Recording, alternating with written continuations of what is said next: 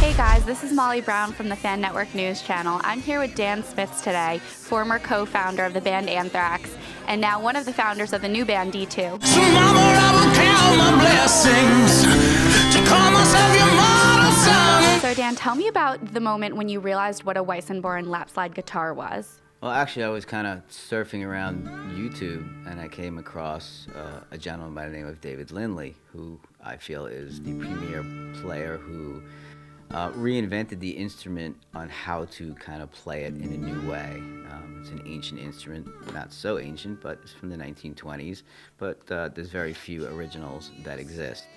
And he's just an incredible player.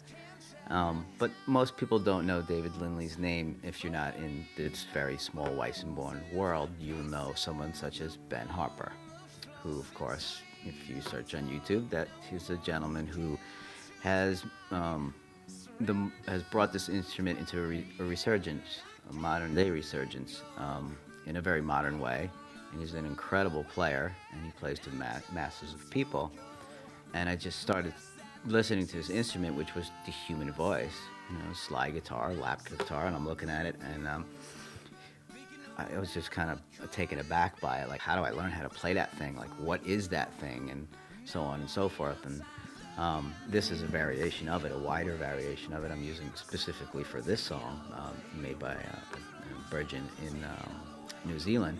But I just started saying, this would be incredible if I could maybe redo some Anthrax songs or whatever. Like, how do you play this thing? And there's no teachers, I come to find out, because there's not many people that play it. Only a few people that have kind of somewhat mastered the instrument. And people who know my background of starting Anthrax know that whatever I do, it's always groundbreaking. It's always something new, and it's just an idea that's given to me from God above. And so I just went ahead and started to try to acquire a Weissenborn, and I found that it wasn't so easy. That you had to wait almost a year to have somebody to make you one, and so on and so forth. So I got a solid kind of electrified lap guitar, and put my in-ears in, and I started to find some friends who would give me somewhat kind of lessons on finger picking, because I never knew how to finger pick, and it was one of the challenges in life for me that I always wanted to. So a dobro teacher, Troy Brennemeyer, who teaches some of the most proficient Nashville people in the world, he was kind enough to donate to my cause, the Autism Awareness cause, because that's what this was all about, the start of something new. All his videos and so on and so forth, which helped me with my finger picking. And another gentleman who, as growing up in my youth, one of my favorite bands, of course, was the Allman Brothers and Duane Allman. I love them. Yeah, right. Okay, well, that slide guitar, and that what you play this on your lap, I play with a piece of lead crystal. The Nashville people would play with a piece of steel, is actually what I started with. But to get the combination of sounds that were instantly, I wanted to be myself and my own unique voice, as it was in Anthrax. When I play, it doesn't matter what guitar I play, what I plug into, it's me.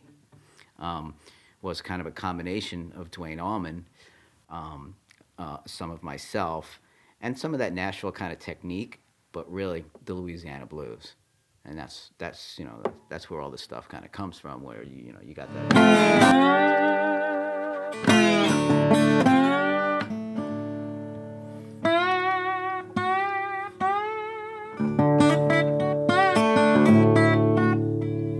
But you could still get your Duane Allman. You could still do that, and no one's really done that on lap slide, the Duane Allman stuff, because it takes a lot of muting between strings. And this way, when you play normally, say like a Duane Allman or Derek Trucks, another one of my favorite slide players, you can mute in front of the glass slide. Or if you're playing regular guitar, this fits on your finger. But when you play lap, everything is reversed. So I had to take my lessons in a mirror and reverse all the kind of Duane riffs and stuff like that. And learn how to mute with my right hand, which I don't know if anyone's ever done before, to get those kind of licks down. And I kind of put all the pieces of the puzzle together, and then there was me. And then I started writing some music, and it was just became very unique, and to me it had no genre specifics. It wasn't what I set out to do, which was kind of maybe redo some Anthrax songs and a couple originals in a whole new light. Really give it like a diverse feel. Yeah, so it would reach more people, give it that real blues-based feel. I mean, if you're a thrash guy, the best way to explain it is like Led Zeppelin 3. Like that's kind of what I've always wanted to do, but do it, on a Weissenborn. But it took a whole new life. Once I started writing originals, it was like, wow, like this is incredible. I mean, you can make this thing sing and cry and make someone else cry with it. My whole, return to music is not about the music. It's, I have two identical 6-year-olds who have autism. And previous to this, of course, I had a band called Red Lamb with Dave Mustaine, who helped me along, and Don Chaffin, who is the other half of D2, which is what this duo is. To bring autism awareness into music. It hadn't existed previously anywhere in any genre of people knowing the statistics and people knowing what autism is. And so I let people into my life, which is the thrash metal way. We speak the truth, truth in words, and our life is your life, and you're in the band, you're not a fan. And that broke some serious ground, and we made some beautiful headway throughout the music industry, where I can honestly say now I see benefits everywhere across all genres for autism, everywhere. And it's just pure love. And, music is supposed to transmit love, and that's what I am. God is love, I am love, and my music should transmit that. So I just felt by starting and gaining the skills in a short period of time to play this instrument, that it really has no genre. It will appeal to my former or past and current people who are in thrash metal. Me and Donnie could go play with, Slayer tomorrow, but as well as we can go to a cocktail party with my Jean Richard watch on, and, in the luxury watch world, where I also, disappeared for a while, as most people know, into Switzerland, and we could be at a philanthropic, party, and just the two of us play. It appeals, this instrument appeals across the board, and that helps me to spread my awareness of what my cause is. On that note, I heard that you have degrees in Swiss watchmaking. Is that true? Yes. I have some crazy kind of degrees in micromechanical engineering, and I spent almost 10 years back and forth to Switzerland, and I'm what's considered a master watchmaker of the world's most complicated mechanical timepieces. So it's very rare for an American, and I just like challenges. So I needed some peace and quiet after Anthrax, and that's what I did. And it didn't just set out to, service or fix or repair Rolexes, but in the luxury watch world, that a Rolex would be kind of like, a Cadillac. And then it starts to go up. And I'm basically like a Formula One race car driver, engine fixer dude over there. But I'm an American, so I'm led into these Swiss private little rooms to work on, just crazy stuff. Well, they make one or two of, and it could take you almost a year if there's a problem with it to find the problem and fix it. Yeah, we hear that a lot. Metal players taking a break and going making Swiss watches. So, yeah, that's common. Yeah, it's real common. It's just like everything else I do. But I've stopped that. I have beautiful friends in the whole Swiss watch industry who are also behind my cause of helping spreading awareness. But it did clear my head. It was quiet, and people who know Anthrax know that time follows me everywhere. Got the Time song is played on Mars. Persistence of Time is the name of my album. And the tours that we went on, there's always clocks behind me in time, and it just somehow time managed to follow me and be part of my life. My grandfather was a watchmaker, so mechanics are kind of in my blood, and challenges are in my blood, such as this ridiculous instrument that is supposed to take something like 10 years to kind of learn, and I've been playing 6 months, and I feel as though it's one with me. And then people who have heard our music are just they just fall in love with it. Maybe a combination of talent and dedication. Yeah, I got a problem in that area. I practice a lot, and I just like challenges. And But the challenge this time is different. When I was younger, it was the fight against the world and to take over the world, and all of us, us and Metallica and everybody. It was just to be true to our souls and be who we are, and wear, what I'm wearing today is what we wear on stage, and it's the same today. I'm not going to change anything except to shave my head, and and I can't see anymore, so I need prescription eyeglasses. So you get what you get. You get me with a guitar on my lap and my red Vans and this glass thing. This new look that you have, the healthy living, the shaved head, was this brought on by anything? Yes, it was brought in a while ago. Actually, I had a heart attack, and it was a massive heart attack. It's the largest artery, that's your intake artery to your heart, along with I think 8 or 9 other stents that I have in my heart and smaller arteries. But they tell me that I'm not. All the doctors told me I'm not supposed to be alive. I should have just dropped dead right there. And when the ambulance gets there, they're just like, he's been dead for 10 minutes. So I feel very blessed to be here. Each day my eyes awake, and obviously the good Lord just wanted me here for a reason. So I'm here temporarily to continue what I'm supposed to do. And ran myself within your mercy. Mama, my eternal ways. So how did you and Don come up with the D2 band, and where do you guys see yourself in a year's time as a duo? Well, after I had, I think 3 or 4 originals done, me and Donnie connected again. Donnie was the singer for Red Lamb, but he really wasn't singing then. It was more of, thrash metal kind of fitting in, and Donnie's voice is, it's a vast array of the greatest singers in the world. People just don't know that, and now they will, obviously. From the Ian Gillans to the more modern day people that are out there, to the Chris Cornells. I mean, Donnie is an engulfment of all of that familiarity that people embody in the greatest singers in the world. And we just started talking, and I sent him some of my music, my Weissenborn stuff, and he just lost his mind.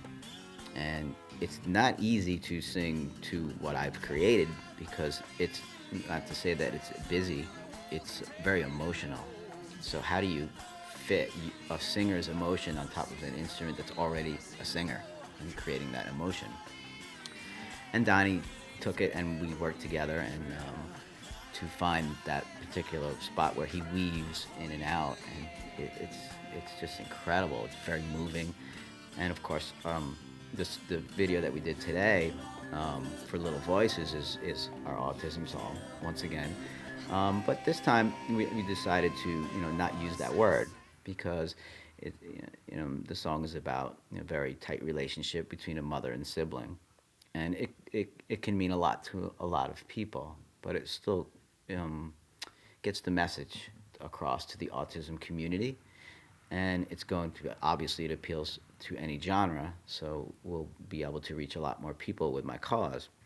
My cause has nothing to do with money, so I'd like everybody to know that we're not raising money, we're not giving away iPads or anything of the sort. I leave that to the people who are very good to do that. We're not here to give medical advice, why does my child have autism? I'm not a doctor, I'm not a therapist. I know my own children very, very well.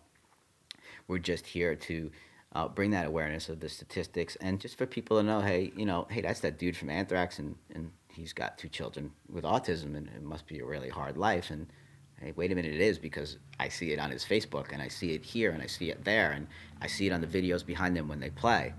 And that's what we're about, that just bringing more global awareness to the cause. Let the other people do what they have to do. As far as coming up with the name, believe it or not, it's Donnie who came up with the name, and it was very simple, and it was instant as soon as he said it, because his name is Don and my name is Danny, so there's 2 D's, so it was just D2, or D squared. It was however you'd like to look at it. And I said, it's perfect. We don't have to come up with anything elaborate, because it just worked. And I'm very, very blessed to have Donnie in my life, and it's just the 2 of us making this music. We have female background singers, and we have other instruments along with us as background in the music. And it's going to be a very incredible visual thing to see once we play live, because it's so real. We can literally sit here with no microphones, no giant PA systems, and like the old, Louisiana style, sitting on your front porch, kind of thing.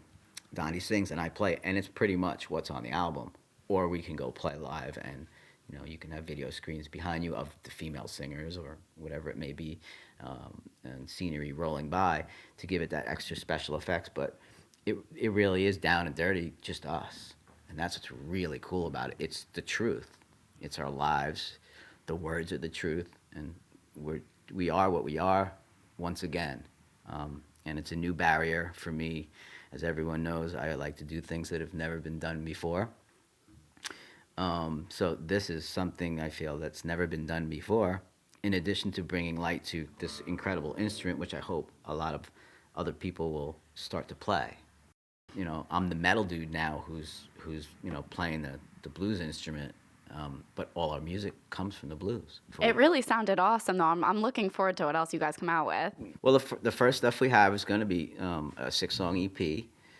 We actually filmed 3 videos this week for 3 of the songs, and I have redone 2 Anthrax songs that I co-wrote, but they're brand new, and I think everyone will love them. And once again, I brought the Anthrax music cross genre, so it's not pigeonholed into that thrash metal area. I feel that when we had Red Lamb, it was a wonderful thing to bring the awareness, but we were kind of pigeonholed into people going, hey, wait a minute, we're having an autism benefit, but that song doesn't fit. And now we're not going to have that problem. We can reach everybody. Well, it sounds like you and Don have a really great chemistry, and I know I'm looking forward to it, so I hope the rest of our viewers are. I love him. He's not only, we make it just a wonderful team across the board, because also, I'm very proficient in the recording studio. Donnie is as well. He has his own studio, but Donnie is also a videographer, and he's the one who does all the videos, and he's a genius. So we have a built-in roving ship between just the 2 of us. We don't need anybody else except for you to interview us. I think that's necessary. Yeah, it's absolutely necessary. Without you, we can't explain who or what we are to the other people that are in our band. I hate using that word fan, and it doesn't appeal to me. I want, this is underground. It's the same as the way we started Anthrax. We'll put the music out, and you guys will do what you want with it. You figure out how to make the awareness. You do what you do. But I'm letting you into my life, be it my children, be it marital problems, be it relationship problems.